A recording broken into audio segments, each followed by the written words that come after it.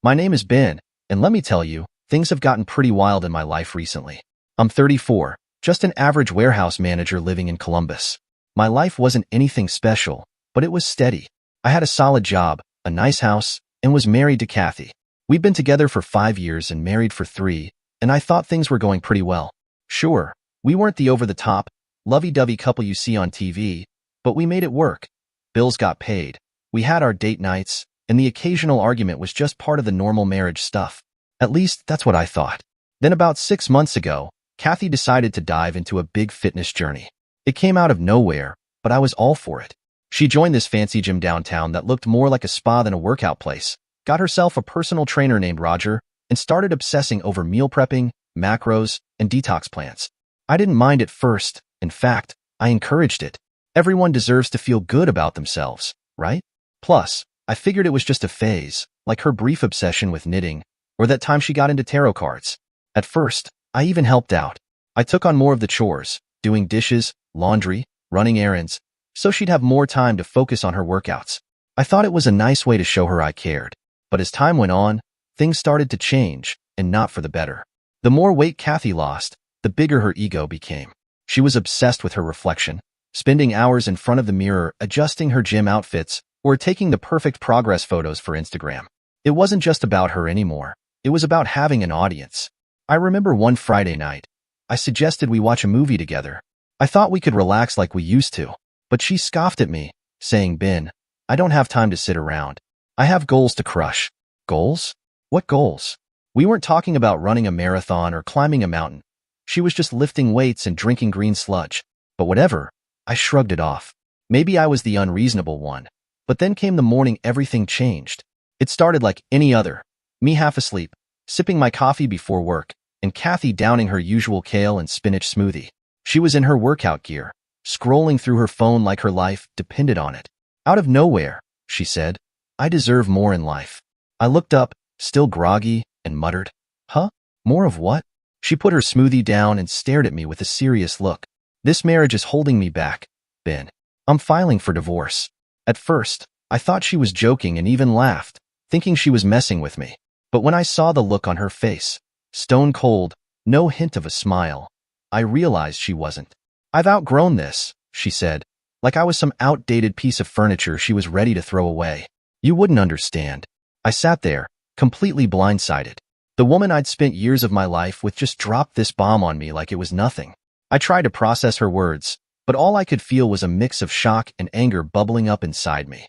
"What do you mean, you've outgrown this?" "Outgrown what?" I asked. She sighed, like I was a child asking too many questions. "Ben, I've been working on myself, trying to be the best version of me. And frankly, this life doesn't match my potential anymore.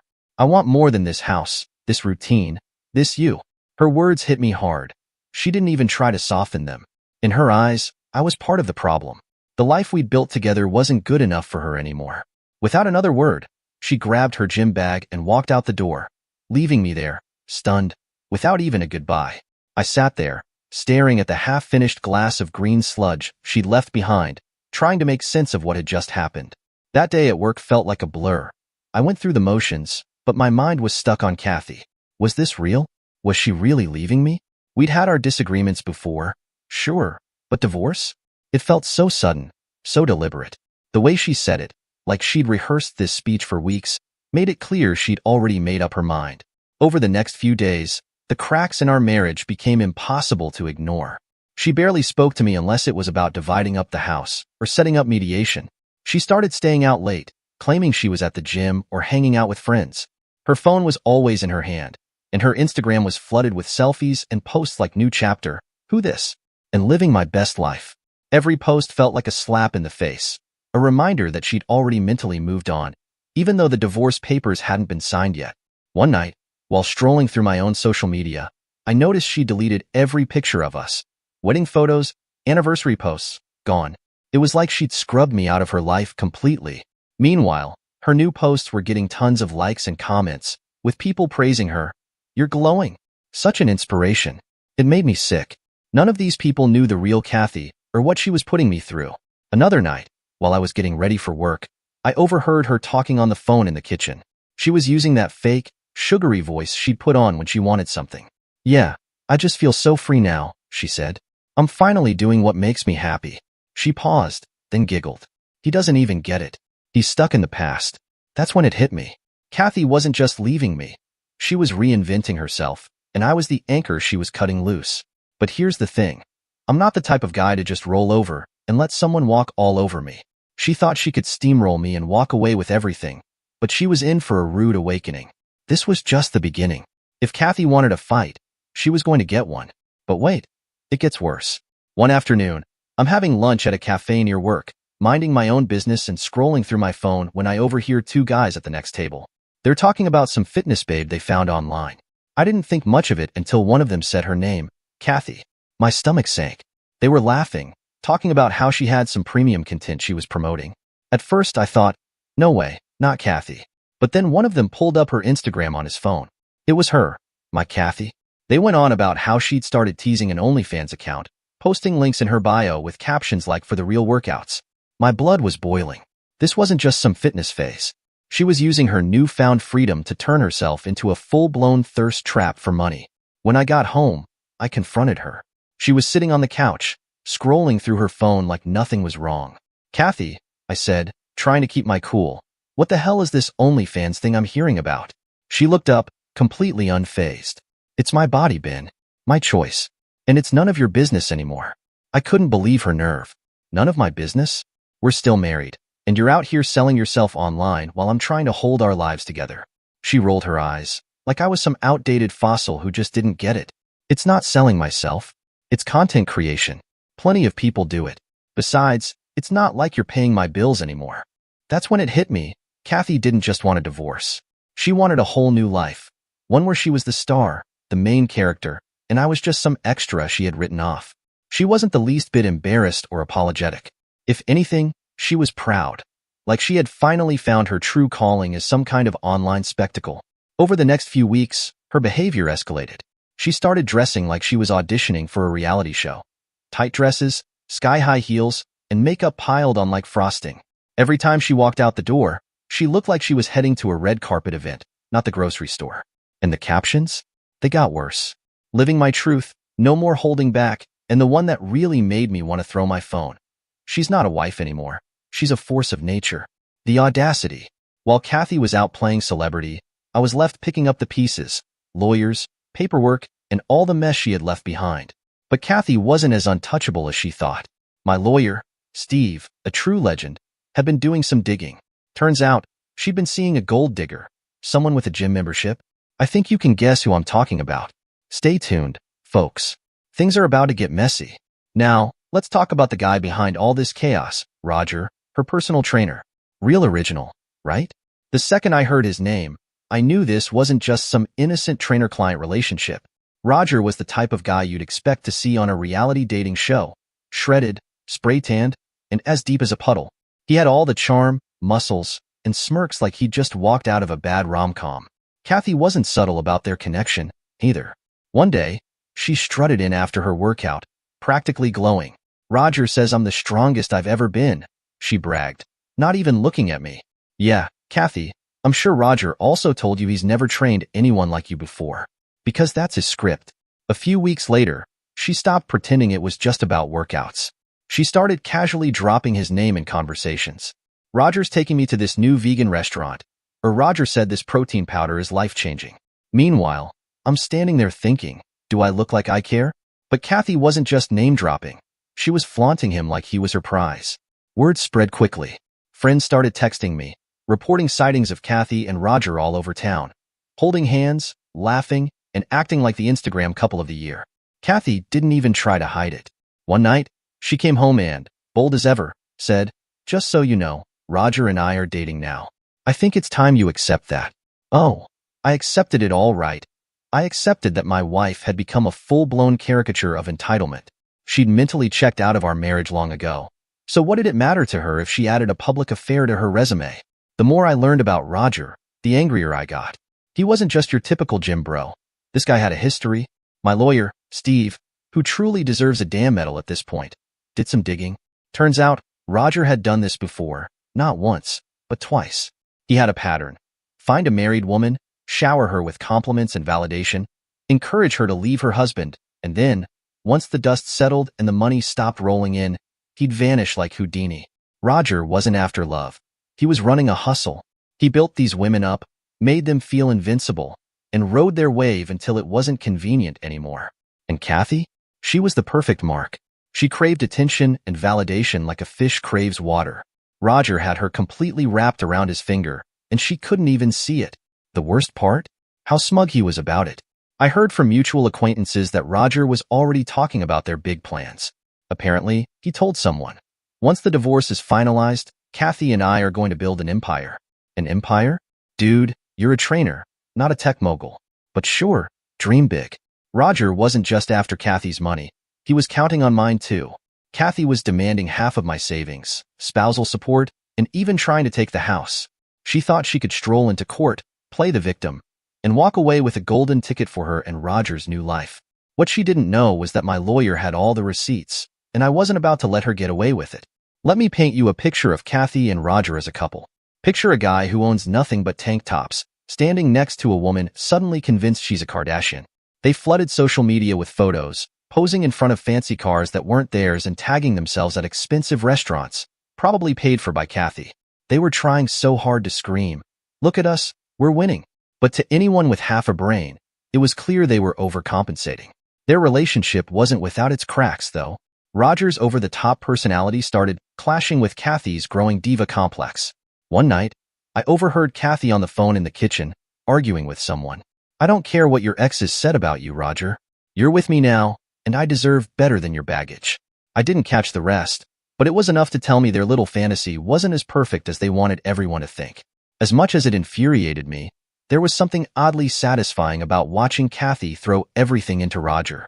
She thought he was her ticket to a better life, but it was only a matter of time before the whole thing came crashing down, and I was making sure of that. After mediation, Kathy's confidence took a hit. She walked in there acting like Beyoncé and walked out looking like a deer in headlights. It was beautiful. Roger, her ever-loyal hype man, didn't even try to comfort her. He just sulked behind her, scrolling through his phone. That was my first clue that their little empire wasn't as solid as Kathy wanted everyone to believe. Let's rewind a bit. Mediation wasn't just a setback for Kathy. It was a complete disaster. She thought she'd stroll in, shed a few tears, and walk out with the house, half of my savings, and spousal support. Her lawyer painted this picture of her as the long-suffering wife who sacrificed everything for my so-called mediocre dreams. Mediocre dreams, by the way, that I had worked my ass off for, taking on a warehouse job for years. But Steve, my lawyer, was ready. He came armed with spreadsheets, screenshots, and even credit card statements to back me up. Kathy had been draining our joint account for months before filing for divorce. We're talking luxury spa days, designer clothes, $200 dinners, all while I was stuck eating leftovers and trying to figure out where it all went wrong. Steve made sure the court saw every penny she'd wasted. Then came the kicker, Roger's skeletons. His history of affairs, his pattern of sweet-talking married women, and how he always bailed when the money stopped flowing like he expected. The cherry on top? Steve found messages from one of Roger's exes, warning Kathy to be careful. Of course, Kathy didn't listen. She thought she was special. Roger's cocky smirk vanished during all this, and he looked downright uncomfortable, probably realizing his little scam was starting to unravel. Kathy tried to defend him, claiming Roger wasn't like that anymore, but the evidence against them was overwhelming. The judge wasn't buying their act. By the end of the session, it was clear Kathy wasn't going to walk away with the fortune she thought she'd get. Roger? He looked like he was already planning his exit strategy. After mediation, Kathy started acting off. She wasn't as smug anymore. She still tried to post her usual motivational nonsense on Instagram, but the captions were starting to get desperate. Instead of living my best life, it was things like, "Growth isn't always easy, but it's worth it." Yeah, sure, Kathy, keep telling yourself that. As for Roger, he was still around, but his presence started to fade. He wasn't as involved in Kathy's life as she made it seem. Roger started skipping their public appearances. No more hand-holding at fancy restaurants or couple goals gym pics. Word got around that he was already flirting with one of his other clients, some younger woman who apparently didn't come with Kathy's baggage. Classic move. One night, Kathy came home late. I was still living in the house with her at the time, because legally, I couldn't kick her out. She stumbled in, looking completely drained. I didn't say a word. I just stayed on the couch, watching her. She dropped her designer bag on the counter and sighed dramatically, clearly hoping I'd ask what was wrong. But I wasn't playing that game. I just went to my room. The next morning, Kathy tried to act like everything was fine. She was in the kitchen making one of her kale smoothies, but her usual smugness was gone. "Roger's been busy with his clients," she said out of nowhere. I didn't respond. I knew she wanted me to bite, to ask about him, but I wasn't giving her that satisfaction.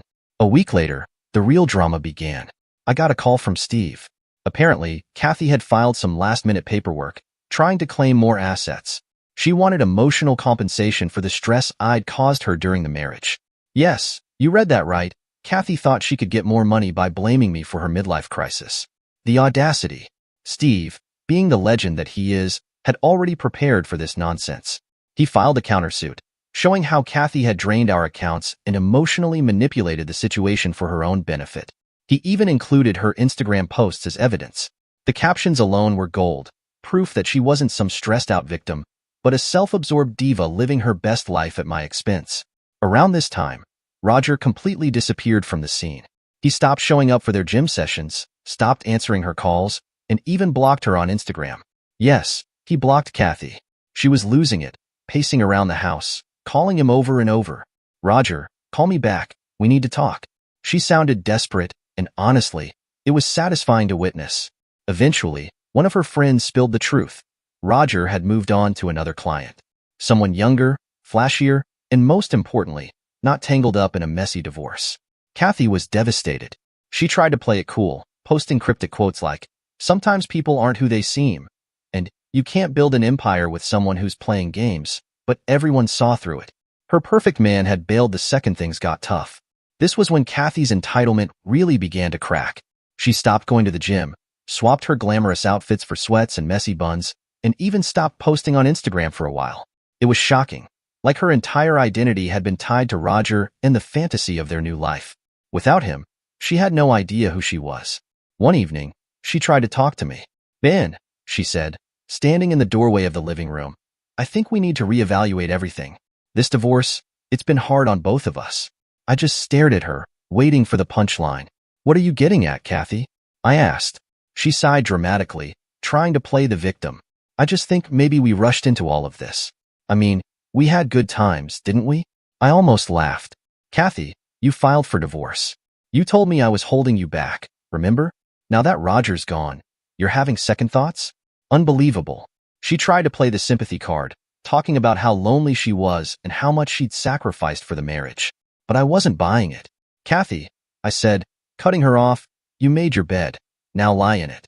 Kathy's little fantasy world was collapsing, and I didn't even have to lift a finger. Karma was handling everything for me. Let me walk you through how the courtroom drama unfolded, and why Kathy probably wishes she had never set foot in there. When court day finally arrived, Kathy didn't make her usual grand entrance. No designer blazer, no smug grin, just her and her lawyer, looking like two kids walking into detention.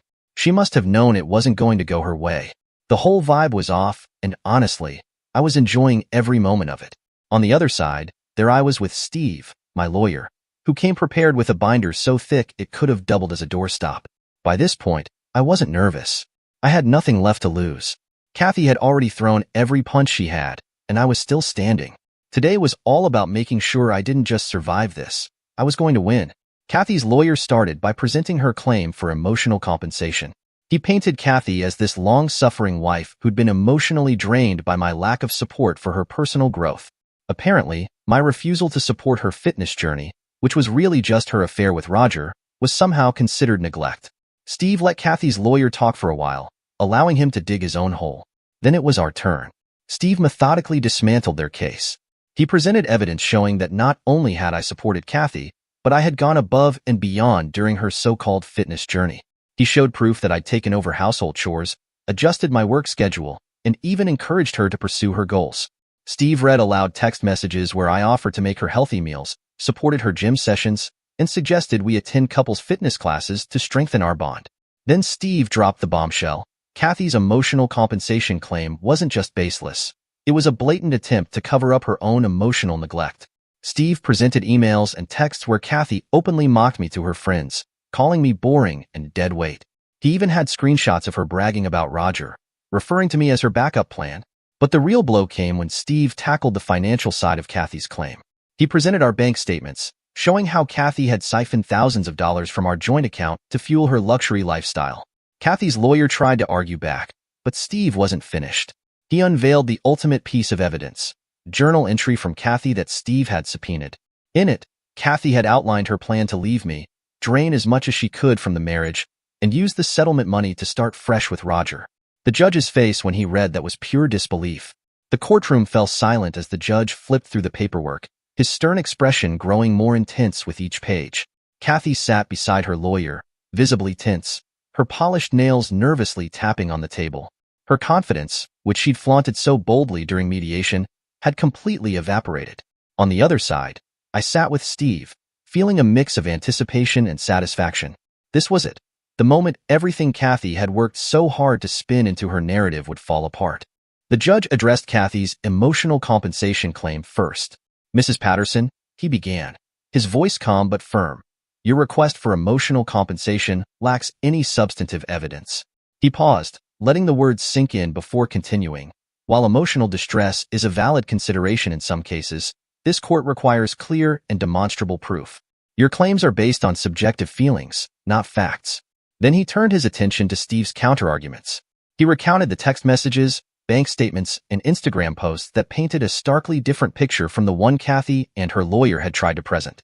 "Mr. Patterson," the judge said, addressing me for the first time, "you've demonstrated a clear and consistent pattern of support for your wife throughout the marriage. The evidence provided shows no indication of emotional neglect. In fact, it suggests the opposite. You went above and beyond to accommodate her needs and aspirations." Kathy's lawyer tried to interject, stumbling over an objection that the evidence had been taken out of context, but the judge silenced him with a raised hand. "The context is clear, counselor. Let's move on." Next, the judge turned to the financial aspect of the case, carefully reviewing the evidence Steve had presented. "Mrs. Patterson," he said, his tone growing colder, "you withdrew over $223,000 from your joint accounts in the period leading up to this divorce filing. These funds were not used for household expenses or shared needs. Instead, they were spent on luxury items, high-end dining, and personal indulgences. The court finds this behavior irresponsible and in direct violation of your marital financial obligations." Kathy shifted uncomfortably in her seat, her face turning a deep red. Her lawyer tried to downplay the spending, claiming it was part of her coping mechanism during a difficult time, but the judge was not swayed. "Coping mechanisms do not justify financial recklessness," he said sharply. Then came the house. Kathy had confidently argued that she was entitled to half of it, claiming she had contributed emotionally, if not financially, to its upkeep. Steve was ready. He provided records showing that I had paid the mortgage in full, maintained the property, and handled renovations, all while Kathy had contributed nothing. The judge didn't hesitate. "The house will remain the property of Mr. Patterson," he declared. "Mrs. Patterson, you have no financial claim to it based on the evidence presented." Kathy's jaw dropped. Her lawyer whispered something in her ear, but she waved him off, too stunned to respond. The judge wasn't finished yet. Furthermore, the judge continued, "Due to the unauthorized use of marital funds, Mrs. Patterson is ordered to reimburse Mr. Patterson in the amount of $23,750. The courtroom fell silent. You could have heard a pin drop. Kathy's lawyer slumped in his chair, clearly defeated, while Kathy looked as though the wind had been knocked out of her. Her meticulously crafted narrative had unraveled in front of everyone, leaving her with nothing but the fallout from her own actions. The ruling was final. No appeals, no loopholes. The judge closed his folder and said, "This court is adjourned." I leaned back in my chair, feeling a wave of relief wash over me. Justice had been served, and for the first time in months, I felt like I could finally breathe again. As I left the courtroom, the tension in the air was thick. Kathy's lawyer was already packing up his briefcase, avoiding eye contact with anyone. Kathy trailed behind him, her head low. For someone who had entered this process with the swagger of a reality TV star, she now looked completely defeated. Steve patted me on the back as we walked out. "We did it," he said, offering a small smile. I nodded, grateful for his work. He had not only defended me, but had also exposed the truth behind Kathy's manipulative tactics. As I exited the courthouse, I couldn't resist glancing back at Kathy. She was still standing there, staring blankly at the floor. For a brief moment, I felt a flash of pity, but it quickly faded. She had masterminded this chaos, and now she was facing the consequences. In the days that followed, the fallout from the ruling became impossible to ignore. Kathy was ordered to vacate the house within 30 days, and I made sure to hold her to it. She tried to stall, claiming she needed more time to get her affairs in order, but I wasn't having it. I reminded her that she had plenty of time to prepare while she was busy flaunting her affair with Roger. Grudgingly, she packed up her things and moved out. Watching her leave that final day was surprisingly satisfying. She loaded her designer luggage into an old car that one of her friends had apparently lent her and drove off without so much as a goodbye. The house, once filled with tension and resentment, suddenly felt peaceful. Kathy's financial situation took a sharp dive. Without access to my income or the marital funds she'd been draining, she was forced to fend for herself. She tried selling off some of her designer clothes and handbags, but it wasn't nearly enough to cover the debt she owed me. Word spread quickly that she was borrowing money from friends, but they were growing tired of her sob stories. As for Roger, he completely disappeared. He didn't return any of her calls or messages. About 2 weeks after the ruling, Kathy showed up at the house, unannounced. I opened the door to find her standing there, her flawless appearance now replaced with messy hair and tired eyes. She looked like she hadn't slept in days. "Ben," she said softly, her voice cracking. "Can we talk?" I stepped outside, closing the door behind me. "What do you want, Kathy?" She hesitated, wringing her hands. I wanted to say I'm sorry for everything. I made mistakes, big ones. I let Roger manipulate me. I got caught up in this fantasy and I ruined everything." Her words seemed rehearsed, but the desperation in her eyes was real. She wasn't here because of genuine remorse. She was here because she had nowhere else to turn. "I don't know what you expect me to say," I replied, my tone calm but firm. "You made your choices. You chose Roger. You chose to try and take everything from me, and now you're dealing with the fallout." Tears welled up in her eyes. "I just can't. Can we at least be civil? Maybe start over?" "I have nothing, Ben. I'm lost." I stared at her for a moment, feeling nothing but resolve. "Kathy, I gave you everything. My support, my trust, my love, and you threw it all away. You don't get to come back now and ask for a second chance. That's not how this works." She broke down sobbing on my porch, but I didn't flinch. After a moment, I stepped back inside and closed the door, leaving her outside with her regrets. Since that day, I've moved on. It's strange how life can twist in ways you never see coming. After everything with Kathy, I honestly thought she would fade into obscurity, a casualty of her own poor choices. But as I sat at home one evening scrolling through social media, something caught my eye that I couldn't ignore. It was a headline, bold and brash: "Kathy Patterson, from heartbreak to latest internet sensation." My first instinct was to ignore it. Maybe it was some clickbait, a name used to get attention. But curiosity got the better of me, and I clicked the link. What I saw stunned me. Kathy, now fully reinvented, had become an adult movie star. And not just any star. She was one of the biggest names in the industry, her face plastered on websites and magazine covers. Her transformation was something I never could have predicted, but a closer look at the images I made out that the boobs are fake. The woman I once knew, who used to be so obsessed with status and appearances, was now flaunting it all in the most public way possible. Kathy had always been beautiful, yes, but the way she carried herself back then was a far cry from the confident, unapologetic persona I saw on screen now. She looked like someone who had completely embraced the role of being the center of attention, the star, the one in control. But the real shocker wasn't her new career. No, the real surprise was the fact that Roger was back in her life. And he wasn't just some shadow lurking in the background. He was her manager. Roger, the guy who had once been nothing more than an affair partner, had somehow worked his way into a position of power, handling her contracts and making her the face of a rising empire. I couldn't wrap my head around it. The man who had wrecked my life, who had stolen Kathy from me, was now cashing in on her success. It seemed like some sick joke, but this was no punchline. Kathy had found a new path, one that led her to fame, wealth, and it seemed, an odd sense of fulfillment. It's funny how the universe has a way of balancing things out, though. Roger had finally gotten what he wanted all those years ago. He had Kathy, but in a way that neither of them could have anticipated. The irony wasn't lost on me. He had once manipulated her into betraying me, and now he was managing her as she put herself out there for everyone to see. I'd be lying if I said I wasn't feeling a bit of a sting. Seeing Kathy thrive in a way I never thought possible, especially with Roger by her side, was hard to digest. But then I reminded myself of everything that had happened. She made her bed, and now she was lying in it, literally and figuratively. She'd chosen this path, just like she had chosen to tear apart our lives. For a moment, I found myself scrolling through her OnlyFans page. It was one of those fleeting, stupid decisions. She was selling more than just her body. She was selling herself, her identity, her entire existence as a commodity. It was hard to see the woman I once loved in that light, but it was clear she had no shame in it anymore. And Roger, seeing him there, helping her build this new life, it made me feel like I was reliving that nightmare all over again. But in the end, I had to remind myself of who I was now. The person Kathy and Roger had made me into, the person I'd had to become to survive the wreckage of what they had caused. I'd moved on. I had my own life now, and I wasn't about to let their twisted little story drag me back into it. Kathy might be famous now, but it didn't matter to me. Her choices no longer had any power over me. Still, the fact that she was out there, flaunting her success with Roger at her side, felt like one last slap in the face from a past I was still trying to leave behind. But I was stronger now. I knew what I had to do to keep moving forward, no matter how bizarre and unsettling their success had become. They had their fame, their money, and their little empire. Me?